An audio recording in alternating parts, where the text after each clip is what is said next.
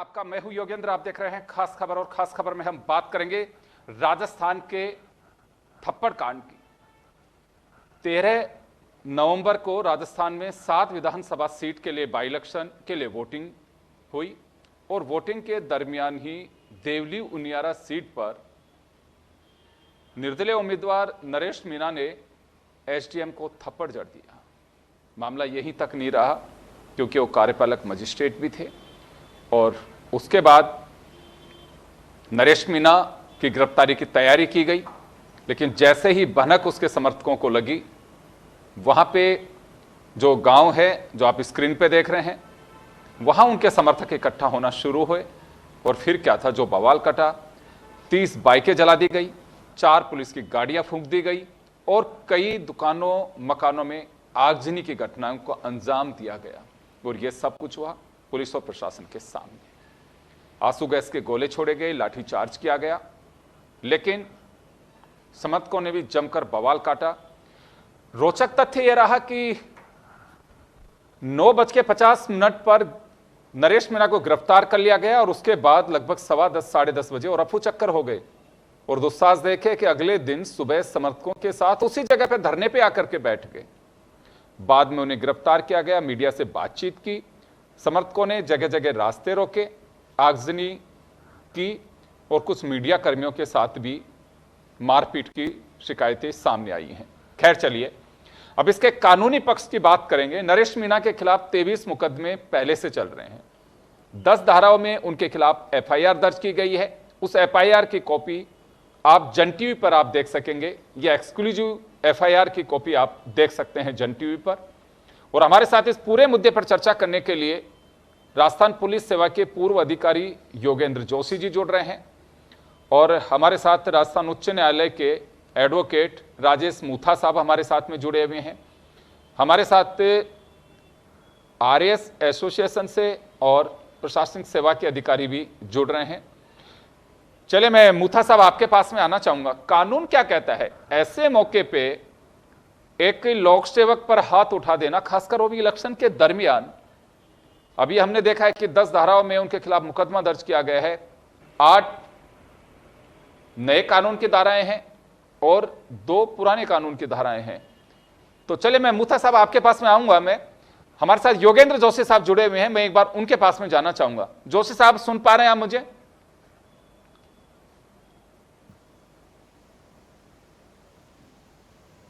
जी जोशी साहब, ये पूरा घटनाक्रम क्या माना जाए? इसे सिस्टम का लेकुना, लापरवाही, क्या कहें इसे?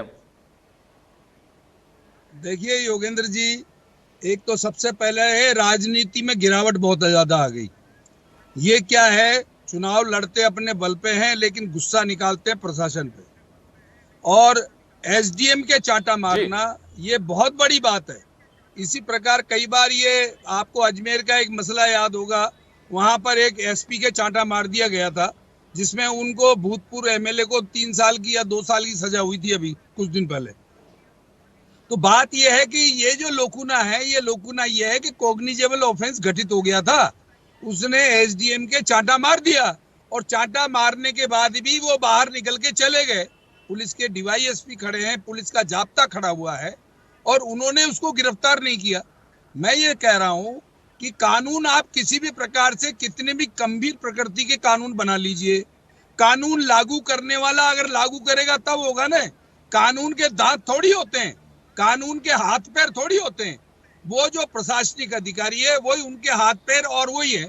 अब राजनीतिक दल के जो लोग हैं जो शासन करते हैं, ये अपनी राजनीतिक इच्छा शक्ति पूर्ति करने के लिए ये प्रशासन को काम में लेते हैं, ये उनका मिसयूज करते हैं। आप देख रहे हैं कि वो एमएलए जो चुनाव लड़ रहा था वो अंदर जाता है, बाहर निकल के खुलेआम वो एसडीएम का चांटा मार देता। आप हिम्मत देखिए क्या है।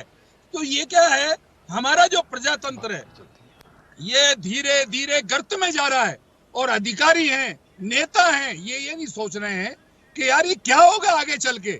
आगे क्या है, नेता भी सुरक्षित रहेंगे क्या? आप देखिए किस प्रकार से बड़े बड़े गुंडे बदमाश धमकियां दे रहे हैं और इनको कोई फुर्सत ही नहीं है। आप देखिए, गिरफ्तार पुलिस करती है किसी अपराधी को, न्यायालय में पेश करती है, जमानत कौन लेता है? जमानत हो जाती है। जमानत लेने के बाद क्या होता है, उसका विवेचन होता है, विवेचना होने के बाद में बरी कौन करता है, जमानत कौन लेता है, ये सब चीजें इन राजनीतिक लोगों को देखने की बात है। हमारे देश में 1 अरब रुपया एक साल में लोकसभा विधानसभा के सदस्यों पर खर्च होता है, लेकिन ये पब्लिक की सुविधा के लिए कानून नहीं बनाएंगे, गुंडे बदमाशों को रोकने के लिए कानून नहीं बनाएंगे, पुलिस को मजबूत करने के लिए कानून नहीं बनाएंगे, ये अपने स्वार्थ पूर्ति के लिए उन कानूनों का उपयोग करते हैं। मैं ये कहता हूं कि जिस प्रकार से सबने अपनी अपनी यूनियन बना रखी है, RS union, RPS union, police union को भी सख्ती से सड़क पर आकर के इन लोगों को जवाब देना चाहिए। अगर ये आरएस यूनियन के जो अध्यक्ष हैं, जो सदस्य हैं, जो आपके टीवी पे बैठे हुए हैं, मैं आग्रह करूंगा कि इस प्रकार के नेताओं को ये सिखा देना चाहिए कि ये अपनी औकात में रहें, और इस प्रकार से अगर वापस थप्पड़ कांड करेंगे या इस प्रकार की हरकत करेंगे तो इनको सबक सिखाया जाएगा।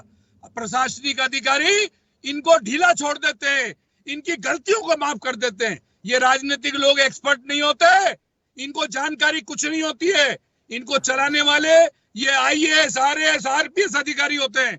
और आप इन्हीं पे थप्पड़ लगा रहे, आपने चांटा मार दिया, किसकी शे पे चांटा मारा, ये क्या तरीका होता है? मैं ये कहता हूं कि जो पुलिस का अधिकारी वहां खड़ा था, जो डीवाईएसपी, वापस आ रहा हूं जोशी साहब, वापस आ रहा हूं, आप बने रहिए हमारे साथ में। जोशी साहब, मैं देख लिया। जोशी साहब, मैं वापस लौट रहा हूं आपके पास में, आप हमारे साथ में जुड़े रहिए। मैं अभी हमारे साथ में राजेश मूथा जी हैं, राजस्थान हाईकोर्ट के लॉयर हैं, उनके पास में जाना चाहूंगा मैं। जी जोशी साहब, जी मूथा साहब, आपके पास में आना चाहूंगा। कानून क्या कहता है?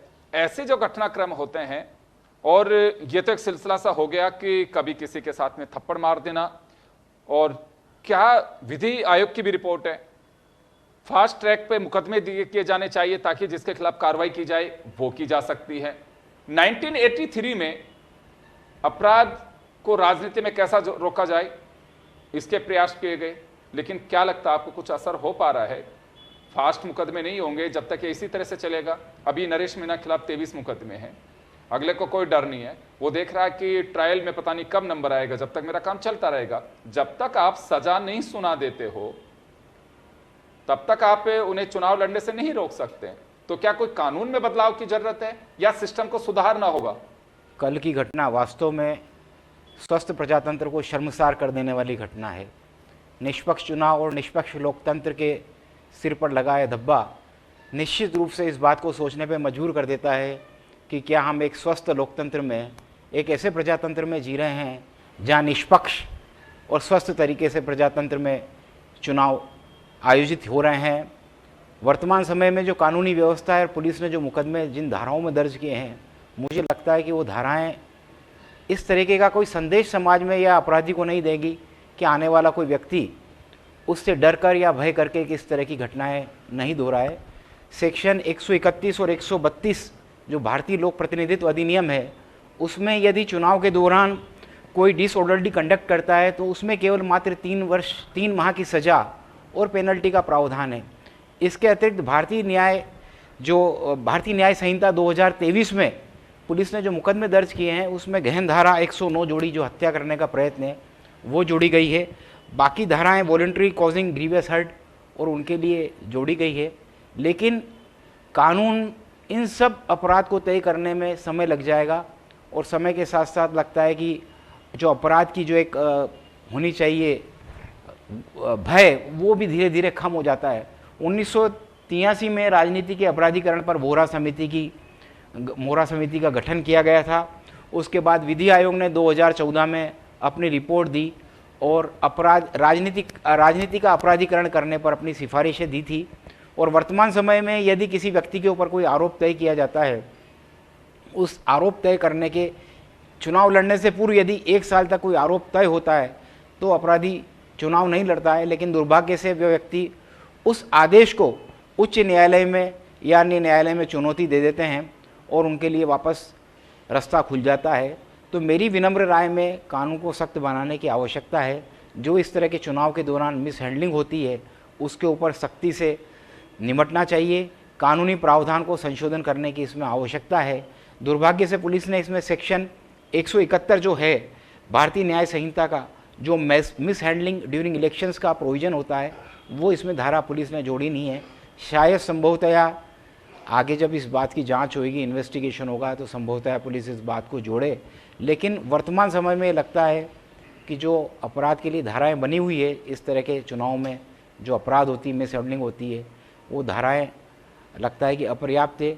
दूसरा, हमारी कानूनी व्यवस्था में जो देरी होती है, मुकदमों के निर्णयों में, मुकदमों के ट्रायल में जो समय लग जाता है, उससे पूरा जो सज़ा देने का है, पूरा हमारा क्रिमिनल ज्यूरिस्प्रूडेंस सिस्टम है, उसके ऊपर भी एक बड़ा प्रश्न चिन्ह खड़ा हो जाता है। इसलिए इस तरह के जहाँ लोकतंत्र में जहाँ इस तरह की घटनाएं होती है, उन मामलों को बहुत सीरियसली लेते हुए उनको डे टू डे के बेसिस पर सुना जाना चाहिए, उनका निपटारा होना चाहिए और अपराधी व्यक्ति को दंडित करने के लिए गंभीर सजा के प्रावधान इसमें जोड़ा जाना चाहिए। मैं एक बात जानना चाहूंगा, क्योंकि देखिए एफआईआर की कॉपी जन टीवी के पास में है और इन पे बीएनएस के 8 धाराओं में मुकदमा दर्ज किया गया है और 2 लोक प्रतिनिधित्व अधिनियम 1950, 51, 1989 इनकी धाराओं में धारा 131, 132 के तहत मुकदमा दर्ज किया गया है। जी। क्या लगता है अब आपके इसमें सरकारी संपत्ति को नुकसान पहुंचाना, लोग देखिए सेक्शन 131 है, वो है पेनल्टी फॉर डिसऑर्डरली कंडक्ट। जबकि आपका कोई अनुचित आपका चरित्र है या आचरण है, उसमें सेक्शन 131 है, चुनाव के दौरान अगर अनुचित आचरण रहा और यदि वो प्रूव हो जाता है, पूरे केस की ट्रायल कंडक्ट होने के बाद यदि वो प्रूव हो जाता है, तो ज़्यादा से ज़्यादा अपराधी व्यक्ति को 3 माह की सज़ा और फाइन देने का प्रावधान है। और सेक्शन 132 भी इसी तरीके का है कि अगर पोलिंग स्टेशन पर किसी तरीके का कोई मिसकंडक्ट होता है तो सेक्शन 132 में भी उसको सजा दिए जाने का प्रावधान है, पर वो सजा मात्र 3 माह की और फाइन की है। और जबकि रूल ये कहता है कि अगर 3 साल से नीचे की सजा है तो उससे डिस्क्वालीफाई नहीं कर सकते आप, वो नहीं कर सकते, वो कानूनी प्रावधान अलग है। और साहब उसके बाद क्या होता है, इस ट्रायल को करने करने में एक चीज मैं जानना चाहूंगा, यहाँ पे जो धाराएं लगाई गई हैं, जी। आप देख रहे होंगे बीएनएस की जो धाराएं, इनमें से कौन सी धारा है कि जो इस तरह की घटनाओं पे लगाम लगा सकती है और कोई भी इस तरह की घटना को कारित करेगा उससे पहले सोच सकता है? देखिए, सामान्य अपराध के लिए जितनी भी धाराएं लगाई है, यदि किसी व्यक्ति के साथ भी कोई सामान्य अपराध होता है तो उस तरह की जो धाराएं हैं, पुलिस ने उसी तरह की धाराएं इसमें लगाई है। इलेक्शंस के दौरान उन्होंने सामान्य जमाव, बलात् जमाव, लोक सेवक द्वारा जो आदेश दिया गया उसकी पालना नहीं की जाना, लोक सेवक को भय देना, इस तरीके की जो सामान्य धाराएं वो सारी लगाई गई है। तो सामान्य तरह का जो भारतीय न्याय संहिता के कानून की धाराएं लगाई गई है, लेकिन इसमें ट्रायल होने में समय लग जाएगा। और ऐसे मामले में अब चाहिए कि उच्च न्यायालय या जिला न्यायालय जहाँ भी जमानत की दरख्वास्त उसकी पेश होती है, तो मामले की गंभीरता को देखते हुए न्यायालय को अपना उचित विवेक से इसमें आदेश पारित करना चाहिए। लेकिन इस तरह की घटना एक स्वस्थ लोकतंत्र और प्रजातंत्र के लिए एक अच्छा संदेश लेकर नहीं जाती है। कानून में बदलाव की आवश्यकता है, कानून सख्त होना चाहिए। वर्तमान कानून मेरी विनम्र राय में अपर्याप्त है, इसमें सुधार की कहीं ना कहीं गुंजाइश होनी चाहिए। बिल्कुल, देखिए समय समय पर कोशिश की गई कि राजनीति से अपराधीकरण को हटाया जाए। वोहरा कमेटी गठित की गई 1983 में। विधि आयोग की 244वीं रिपोर्ट 2014 में यह कहकर के सरकार को दी गई कि राजनीति से अपराधीकरण का खात्मा होना चाहिए, मुक्ति मिलनी चाहिए। 2017 में केंद्र सरकार ने सांसदों और विधायकों के खिलाफ आपराधिक जो मामले हैं उनकी तीव्र गति से सुनवाई हो, उसको लेकर के 12 अदालतों की बात कही गई। लेकिन अभी भी आप देखिए पेंडेंसी जिस तरह से है और ये सबके सामने है। अब कहा यह जाता है मुथा साहब, या मैं जोशी साहब, मैं आपके पास में आना चाहूंगा। एक बात कही जाती है कि जो राजनेताओं पे या पॉलिटिकल पार्टीज के जो लीडर हैं उन पे कोई आरोप लगते हैं तो वो जनहित के लगते हैं, वो जनता के लिए रास्ता रोकते हैं, जनता के लिए किसी से बदतमीजी करते हैं, जनता की सड़क नहीं बनी है या पानी नहीं मिल रहा तो उसके लिए आंदोलन करते हैं। वो तो जनता के हितैषी हैं, उनके खिलाफ मुकदमा दर्ज करना ही गलत है। ये किस तरह का एक अपना एक विचार समाज में स्थापित करने की कोशिश की जाती है कि जनता के लिए लड़ाई लड़ी, उसके मुकदमे हैं ये, तो उसका पनिशमेंट नहीं, उनका तो अवार्ड मिलना चाहिए। देखिए योगेंद्र जी, कानून में कहीं लिखा हुआ है क्या कानून में कुछ लिखा हुआ नहीं है, कानून में ये लिखा हुआ है कि ये अपराध होगा। अब ये थोड़ी है कि ये राजनीति की वजह से हो रहा है, ये हमने नल वालों के लिए किया ये हो रहा है, हमने पानी के लिए किया ये हो रहा है, तो ये थोड़ी मतलब है। आप अपने अपने हिसाब से इस प्रकार के कानून की परिभाषा करते रहिए। इससे तो बढ़िया पुराना कानून बहुत था। अगर ये जो एसडीएम है, ये क्या अपने घर का काम करने गए थे क्या वहां? इनके अगर पुराने कानून में 332 353 लगता था, तो ये कानून क्या अंधा हो गया जिसके इन्होंने पट्टी खोली है। अभी ये सरकारी कर्मचारी के साथ मारपीट कर दी, उसके साथ थप्पड़ लगा दिया सार्वजनिक रूप में, और उसको पकड़ नहीं रहे और उसको गिरफ्तार नहीं कर रहे, फिर कर दिया तो छुड़ा के ले गए। ये क्या तमाशा है? हमारे देश के अंदर गणतंत्र है, ये राजनीति का बिल्कुल हास हो चुका है। आपको ये बताऊं, इतने मुकदमे, 20 मुकदमे, 25 मुकदमे एक एक अपराधी के ऊपर रहे, चाहे वो राजनीति वाला हो। ये क्या मतलब होता है? उसको सजा नहीं देंगे? ये टाइम से टाइम निकाला करते हैं। मैं जब पुलिस में सब इंस्पेक्टर था, जब का एक नेता पे मुकदमे था, अभी गया हूं थोड़े दिन पहले बयान देने के लिए। अब मुझे बताओ, 2001 से लेकर के अब तक वो मुकदमा पड़ा हुआ है। मैं ये कह रहा हूं आपको योगेंद्र जी, आपके टीवी चैनल के माध्यम से, कि इन राजनेताओं को इन कानूनों में परिवर्तन करना पड़ेगा। ये अपने हिसाब से कानून की परिभाषा करते हैं और अपने हिसाब से कानून बनाते हैं। ये कानून ये बनाएं कि इस प्रकार से कोई अपराध करता है, कोई मारपीट करता है, काम में बाधा पहुंचाता है, कोई पुलिस अधिकारी को धमकाता है, तो सख्त से सख्त कानून होना चाहिए। अरे योगेंद्र जी, 7 साल तक की सजा वाले में तो FIR ही दर्ज नहीं होती है। आप समझ रहे हैं क्या हो गया देश में? उससे पहले जितने मुकदमे जांच करेगा ऐसे जोशी साहब, एक सवाल है मेरा आपसे, करेगा। मैं ये कह रहा हूं, जोशी साहब एक सवाल है मेरा आपसे, आपने नहीं पूरे राजस्थान ने और पूरे देश में लोगों ने भी इस वीडियो को देखा है, सारी चीजें सामने आई हुई हैं। इस पूरे घटनाक्रम को आप किस तरह से देखते हैं? सिस्टम की लापरवाही कहीं झलक रही है इसमें? बिल्कुल बिल्कुल सिस्टम की लापरवाही रही है।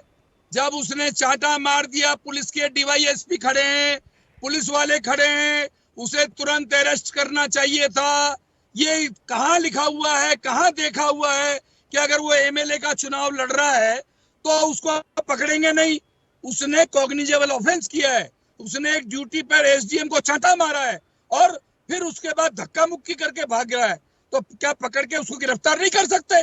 ये बिल्कुल लापरवाही रही है। और रात को देखिए, रात को 9 बजे वो वीडियो पे ये कहता है कि सारे गांव वाले जो मेरी बातें सुन रहे हैं वो हथियार लावे, घरों से जेलिए लावे, लाठी लावे, जिसके घर में जो हो वो लावे, और पुलिस वालों में जितना दम हो पुलिस अपने हथियार लावे और फिर आमना सामना करेंगे। ये कहने वाले के लिए अगर हमारे देश में कानून नहीं है तो योगेंद्र जी तैयार हो जाओ, आप और हम सुरक्षित नहीं है। ये राजनेता अपनी स्वार्थ पूर्ति के लिए जो कानून बना रहे हैं, जो पब्लिक के ऊपर थोप रहे हैं, ये तालियां पिटवाते हैं। ये निकम्मे प्रकार के कानून बनाए जा रहे हैं। आप देखिए, 7 साल तक अगर किसी के थप्पड़ मार दोगे उसकी तो इज्जत चली गई। ये SDM पिट गया, इसकी इज्जत चली गई, क्या इज्जत दोबारा आ जाएगी? इन राजनेताओं को ये ज्ञान नहीं है कि इस तरह से मारने पीटने से क्या होता है। लेकिन मैं आपके अगर टीवी चैनल पे एक बैठे हुए हैं, अगर हैं जो RS एसोसिएशन से संबंधित लोग हैं, तो मैं कहना चाहूंगा कि इतनी शक्ति दिखाई है इन अधिकारियों पे, इसी शक्ति दिखाई है इन राजनेताओं पे कि ये भूल जाए हाथ उठाना किसी के ऊपर। जी चले, मैं वापस लौटूंगा आपके पास में। मैं मुथा साहब का रुख करना चाहूंगा। मुथा साहब जी, क्या लगता है कि घटनाक्रम बड़ा गंभीर है और पहले के जो मुकदमे हैं नरेश मीणा के खिलाफ जी, अब क्या उनकी भी बड़ी लंबी फहरिस्त है, उनकी भी अब उनको भी गवर्नमेंट ओपन कर सकता है? ऐसे केसेस में क्या एक्सपीरियंस आपका? साहब देखिए कि कानून व्यवस्था में निश्चित रूप से मुकदमों में देरी तो हम लोग मानते हैं कि देरी होती है मुकदमों में, और जब मुकदमों में देरी होती है, निर्णय नहीं आ पाता है, तो कहीं ना कहीं संबंधित अपराधी का, व्यक्ति का हौसला बुलंद होता है। और 10-12 उनके खिलाफ जो मुकदमे थे नरेश मीणा के खिलाफ, संभवतया वो शायद उनकी अभी ट्रायल कंप्लीट नहीं हुई होगी, और अगर ट्रायल कंप्लीट हुई होगी तो शायद अपील में किसी तरीके का कोई स्टे ऑर्डर वगैरह हुआ होगा। तो कानून में बदलाव की बहुत आवश्यकता है कि यदि एक बार कन्विक्शन हो जाता है तो कहीं ना कहीं उस पर रोक लगनी चाहिए कि that person should not be allowed to contest the election once again. और जहाँ इस तरह की मारपीट होती है वहाँ जो ये कानून है, that law is totally inadequate, it should be rectified, it should be amended with immediate effect.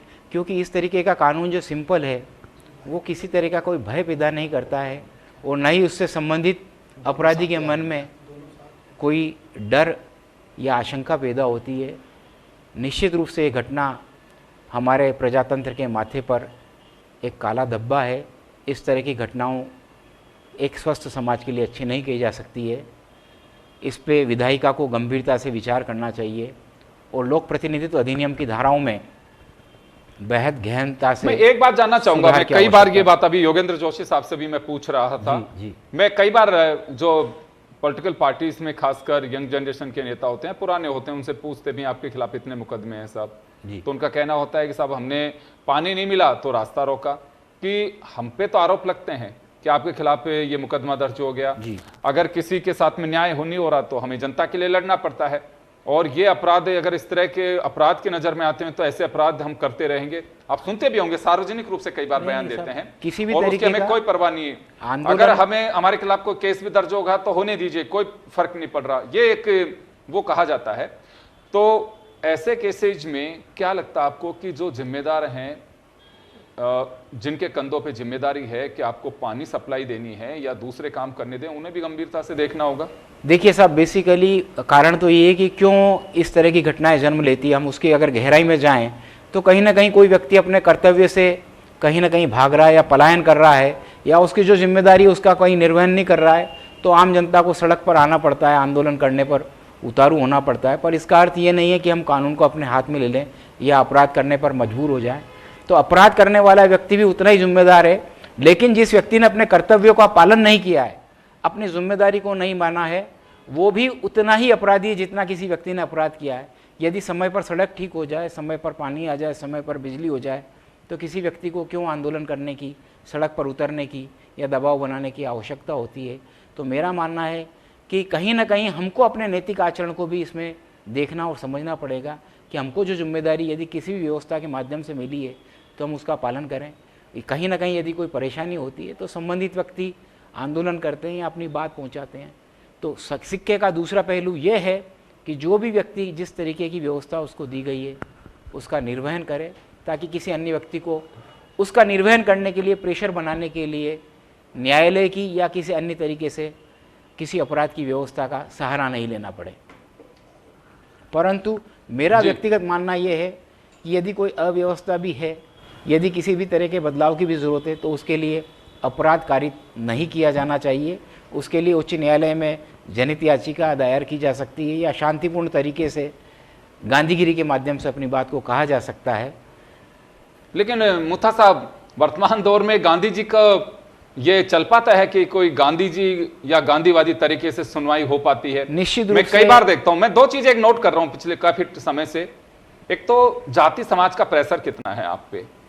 गांधीवादी तरीके से बहुत सारे लोग बैठे रहते हैं, कोई नहीं सुनता। जिस दिन पता लगता है कि तोड़फोड़ हो गई तो तुरंत प्रशासन बात करने लग जाता है। तो वास्तव में गांधी के देश में गांधीवादी तरीके को हाशिए पे नहीं धकेलना चाहिए, बात तो हर किसी से करनी चाहिए, ज्ञापन तक नहीं लिया जाता। देखिए, बड़ा गंभीर विषय पे आप इस चर्चा को ले गए हैं। गांधी के देश में गांधी को वो लोगों ने विस्मृत कर दिया, शायद इससे बड़ा दुर्भाग्य इस देश का और हम लोगों का नहीं हो सकता है। और वर्तमान समय में राजनीतिक पार्टियों ने हम लोगों की जो समरसता है वो सब खत्म कर दी। हम लोग अनेक वर्ग में, अनेक जातियों में विभक्त हो गए हैं। हम लोगों में कहीं राष्ट्रीयता की शायद लगता है कहीं ना कहीं जो पहचान होती है, अस्मिता होती है, वो ख़त्म होती जा रही है। हम लोग खंड खंड में, अखंड भारत खंड खंड होता जा रहा है। मैं सिर्फ अभी कानूनी मुद्दों पर बात हो रही थी जी। तो मेरा मानना ये है कि समाधान शांतिपूर्वक तरीके से होना चाहिए। अपराध करना किसी समस्या का हल नहीं हो सकता है, उसके लिए और भी कई पहलू हैं और कहीं ना कहीं बिना अपराध किए भी हम अपनी बात आगे तक पहुंचा सकते हैं और शायद वही करना चाहिए। मैं तो व्यक्तिगत रूप से इसी मत का हूँ। बिल्कुल आप सही कह रहे हैं। कुछ एक चीज़ें जो दिखाई दे रही हैं और जिसमें मुझे लगता है कि आवश्यक है कि अब उन पर गौर करना बहुत ज़रूरी है। चाहे राजनीति में अपराधीकरण हो, इस पे खात्मा कैसे हो सकता है, इस पर लगाम कैसे लगाया जा सकता है, ये राजनीतिक दलों को भी सोचना होगा। एक आरोपी पे अगर आरोप लगता है और वो बिल्कुल स्थापित अपराधी की तरह है, लेकिन जब पता चलता है कि पार्टी ने टिकट दे दिया, उसको आपने चेंज किया और पार्टी ने टिकट थमा दिया, तो ऐसी कुछ चीजें हैं, उससे कैसे लगाम लगेगा। उसमें ये आज मुझे लगता है कि राजनीतिक दलों का एक मोटिव रह गया है, दागी हो या बागी, बस केवल जिताऊ होना चाहिए। अगर जीतने वाला है तो उसके 7 खून माफ है, क्योंकि सरकार बनाने में उसका सहयोग चाहिए। सरकार गिरती है तो उसका सहयोग चाहिए। तो ऐसे लोगों पे आप लगाम की उम्मीद कैसे कर सकते हैं जब इस तरह की चीजें सामने आएंगी। तो चलिए हम ये जरूर बताना चाहेंगे कि इस तरह की घटनाओं को ना हमारा डेमोक्रेटिक सिस्टम बर्दाश्त कर सकता और ना ही ये उचित मानी जाती हैं। मैं आपसे क्षमा चाहते हुए आपकी बात में मैं अपनी बात थोड़ा सा कहना चाहूँगा कि चूंकि मामला इतना गंभीर है और कहीं ना कहीं प्रजातंत्र को की व्यवस्था के साथ किसी ने खेलने का प्रयास किया है, तो मेरा मानना है कि इस मामले में उच्च न्यायालय को स्व ज्ञान से प्रसंज्ञान लेना चाहिए और इस मामले की जांच किसी सेवानिवृत्त उच्च न्यायालय के जो सेवानिवृत्त न्यायाधीश है उनसे कराई जानी चाहिए। और इस समय यदि पुलिस कोई जांच करके अपनी कोई चार्जशीट पेश करती है, कोई आरोप पत्र पेश करती है, तो उस मामले की सुनवाई डे टू डे के बेसिस पे तुरंत की जानी चाहिए। लेकिन यह तय है, with all sense of responsibility I would like to mention that the present law is totally inadequate and is not sufficient to punish the criminals and the corrupt persons. So therefore strict amendment should be drafted, should be brought before the parliament just to सबसे बड़ी बात यही है मुथा साहब कि सब जानते हैं कि होना क्या चाहिए। मैं पहले भी कहा आपसे कि सरकारों को बचाने के लिए मैंने कहा ना, दागी हो या बागी सब चलेगा। खैर चलिए, हमारे साथ में इस वक्त बालकृष्ण जी और सुमन पंवार जी हैं, आरएएस अधिकारी हैं, उनसे हम सीधा जुड़ना चाहेंगे। सुमन जी, आपके पास में आना चाहूंगा। इलेक्शन आपने भी कराए होंगे, आप एसडीएम भी रही होंगी, एडीएम है भी जयपुर में। इस तरह की जो घटनाक्रम होते हैं, खासकर इलेक्शन के दरमियान अगर कोई घटना होती है तो एक्शन क्या होना चाहिए उस पर? जो है इस प्रकार की घटनाएं नहीं होनी चाहिए, क्योंकि हम बुद्ध के देश में रहने वाले लोग हैं। हम गांधी की जो है थाती को संभालने वाले लोग हैं और हम एक लोकतांत्रिक देश हैं जहाँ पे हमारे लोकतांत्रिक मूल्य इतने गहरे हैं कि दुनिया जो है वो हमसे इसमें प्रेरणा लेती है। ऐसे में अगर इस प्रकार के देश में भी यदि लोक सेवकों पे जो कि इतने तन मन धन से अपना पूरा जो है लगा के जो लोगों के लिए प्रेरणादायी काम करते हैं, अगर उनके साथ अगर इस प्रकार की घटनाएं होंगी तो ये कहीं ना कहीं मनोबल को तोड़ने वाला है। ये हमारे लोकतांत्रिक मूल्यों के पर भी एक तमाचा है। मैं इसे व्यक्ति विशेष के गाल पे मारा हुआ तमाचा नहीं कहूँगी, मैं इसे कहूँगी कि ये एक ऐसा तमाचा है जो सबको महसूस करना चाहिए कि अगर आज एक एसडीएम है तो वो कल कोई और काम करने वाला अधिकारी भी हो सकता है, वो एक पटवारी भी हो सकता है, वो एक टीचर भी हो सकता है। हम जिस लोक प्रशासन की कल्याणकारी भूमिका जो कि हमारा संविधान कहता है, कि जिस कल्याणकारी राज्य की अवधारणा में हम जी रहे हैं,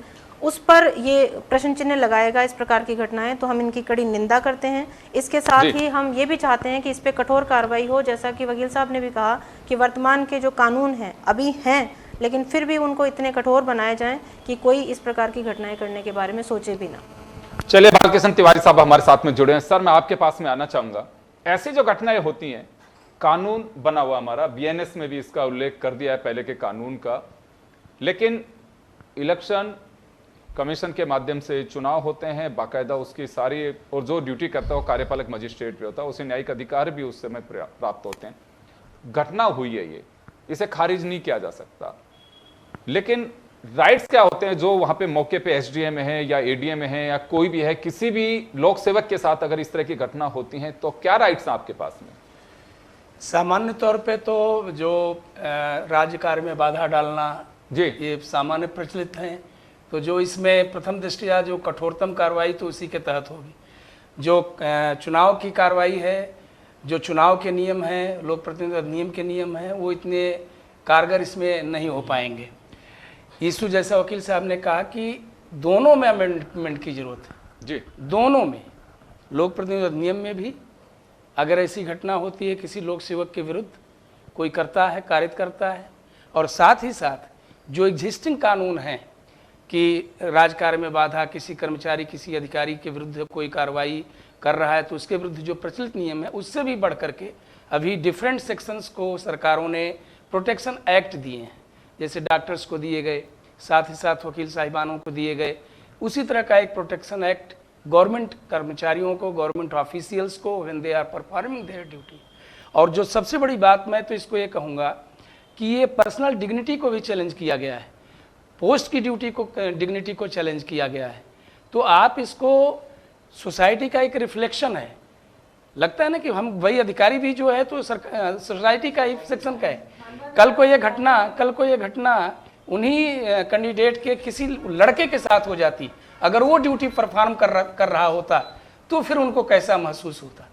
तो ये एक पर्सनल डिग्निटी को चैलेंज किया गया, सोसाइटी की डिग्निटी को चैलेंज किया गया, उसकी गरिमा को ठेस पहुंचाई गई, साथ ही साथ पद की गरिमा को भी ठेस पहुंचाई गई। इससे तंत्र को में जो काम कर रहे हैं, जिस काम के लिए हम आए हैं और जिस काम का दायित्व सरकार हमसे चाह रही है, जनता हमसे चाह रही है, और जनप्रतिनिधि जो होने वाला है अगर वो ऐसा कारित करेगा तो बहुत गलत संदेश जाएगा। इन माई ओपिनियन जो वर्तमान स्थिति में है, जो भी एग्जिस्टिंग कानून है वो तो करे ही कार्रवाई, भविष्य में ये घटना न हो उसके लिए भी कार्रवाई की जाए, और बाकायदे जो ऑफिशियल्स हैं उनको सरकार पुलिस प्रोटेक्शन दे, गार्ड दे। राजस्थान में गार्ड ही नहीं मिले आज तक, कोई भी सुरक्षा गार्ड नहीं होता इनके साथ। हम तो बड़ा अच्छा राज्य मान के इसको चलते हैं, इसीलिए लगता है गार्ड नहीं मिलते।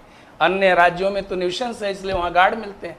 तो ये जो न्यूसेंस की ओर बढ़ता हुआ हमारा राज्य है, और कई घटनाएं हो चुकी थी, आज ये घटना ताज़ा है, कई घटनाएं दिखी हैं कि राज्य की अराजक स्थिति को हमें लगता है कि उधर धकेल रही हैं। जनप्रतिनिधियों को सोचना चाहिए, जन सामान्य को सोचना चाहिए, और समाज के लोगों को भी सोचना चाहिए। तुरंत हो जाती है, बहुत छोटी है, हम इसे घटना मानकर कल भूल जाएंगे और कल वापस अपने कामकाज में लग जाएंगे। सुमन जी, आपके पास में आना चाहूंगा मैं। अभी क्या लगता है कि देखिए बहुत बड़ा रिस्क है, और चुनाव भी होते रहेंगे, किसी के अंदर क्या बैठा हुआ है कि कौन कैंडिडेट किस नेचर का है कुछ कहा नहीं जा सकता। हालांकि आपराधिक रिकॉर्ड के बहुत सारे कैंडिडेट चुनाव भी लड़ते हैं। तो ऐसे मौके पे क्या लगता है आपको कि वास्तव में सरकार को पहल करनी चाहिए? हम भी मानते हैं, अभी बालकृष्ण जी ने बताया, लेकिन आप फील्ड ऑफिसर हैं, चुनाव अभी सरपंच के होंगे, नगर पालिकाओं के होंगे, दूसरी तरह के चुनाव होंगे, चुनाव होते रहते हैं हमारे देश में। तो क्या लगता है कि क्या होना क्या चाहिए? एक लोक सेवक के नाते भी, एक अधिकारी के नाते भी, और एक व्यक्ति के नाते भी मेरी सरकार से ये अपेक्षा है, और ये हमारा निवेदन भी है। हमारी एसोसिएशंस ने भी, सब ने मिलकर भी एक मुहिम आज छेड़ दी है कि जो भी सरकार को जो अमेंडमेंट जो सर ने बताए, जो वकील साहब ने बताए, कि अमेंडमेंट जो होने हैं और नए एक्ट जो भी लाने हैं वो त्वरित गति से लाए जाएं, ताकि कोई भी काम करने वाला कार्मिक, चाहे वो अधिकारी लेवल का हो, चाहे वो किसी भी लेवल का कार्मिक हो, चुनाव कार्य में लगा हुआ हो या राज कार्य में लगा हुआ कार्मिक हो, उसको काम करने में जो एक पर्याप्त सुविधा जो राज्य को उपलब्ध करानी चाहिए वो उसको मिले, जिससे कि वो अपने पूर्ण जो है मनोयोग से, अपने पूर्ण आत्मविश्वास के साथ अपनी उस ड्यूटी को निभा सके। और इसके लिए ये वर्तमान एक्ट जो हैं इनमें संशोधन करके और नवीन एक्ट लाना भी अगर पड़े तो सरकार को लाना चाहिए, जिससे कि सरकार की जो नीतियां हैं, अल्टीमेटली तो प्रशासन का काम तो उन नीतियों का क्रियान्वयन ही है ना। अगर इस प्रकार का माहौल होगा, इस प्रकार की असुरक्षा होगी, तो किस प्रकार से जो है लोक सेवक या कोई भी अधिकारी जो है वो सरकार की जनहितकारी योजनाओं को धरातल पे कैसे उतार पाएंगे। इसलिए ये आना चाहिए और इसकी बहुत बड़ी नीड है।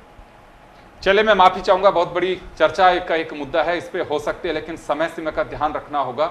और हमारे तमाम अतिथियों का बहुत बहुत शुक्रिया। लेकिन इस तरह की घटनाएं को बर्दाश्त नहीं कर सकता, सभ्य समाज और स्वस्थ लोकतंत्र के खिलाफ मानी जाएंगी, कोई भी इसे स्वीकार नहीं कर सकता। आप सभी का बहुत बहुत शुक्रिया। खास खबर में इतना ही, दीजिए इजाजत, नमस्कार।